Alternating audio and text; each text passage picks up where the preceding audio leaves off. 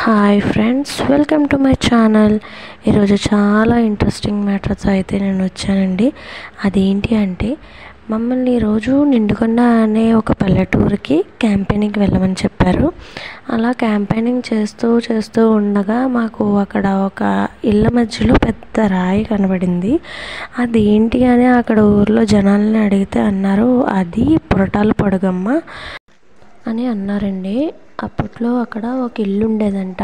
అందులో ఒక పురటాల ఆవిడ ఉండేదంటండి. అంటే డెలివరీ అయిన ఒక ఆవిడ ఉండేదంట. అప్పట్లో వర్షాలు బాగా పడడం వల్ల కొండ మీద నుంచి ఒక పొడుగు దొర్లుకుంటూ వచ్చి ఆ ఇంటి మీద పడి ఆవిడ చనిపోయిందంటండి. అక్కడికి వచ్చి ఎవరైనా పురటాల పొడుగు అని పిలిస్తే పలికేదంటండి ఆవిడ. అలా పలుకుతుంటే ఊర్లో జనాలందరూ భయపడుతున్నారని చెప్పి కొండవాళ్ళు వచ్చి చెడుపు పెట్టేశారని ఇగోండి ఇప్పుడు చూపించే మా అమ్మ చెప్తుంది, వినండి. వర్షానికి తుఫాన్ ఎడితే దొడ్లు వచ్చేసి ఇంటి మీద పడిపోతే పురటాలు పడుకు అంటే పలికిదంట. మాకు తెలియదు. కొండవాళ్ళు పొలాలు తెచ్చి చెడిపెట్టేయండి. అయ్యో, చెడిపెట్టేస్తే ఇంక పడలేదు. అయ్యో, ఇంక రాయండి సంగురండి. ఈ స్టోరీ ఈ ముసలావిడ తాత ముత్తాతల నాటి స్టోరీ ఏంటండి.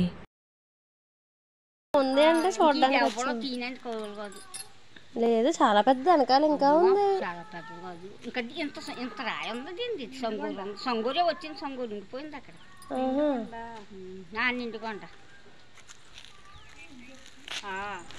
చూడండి ఫ్రెండ్స్, ఇప్పుడు చూపించే ఆ కొండ మీద నుంచి ఆ పొడుగు అనేది వచ్చి పడిందంటండి.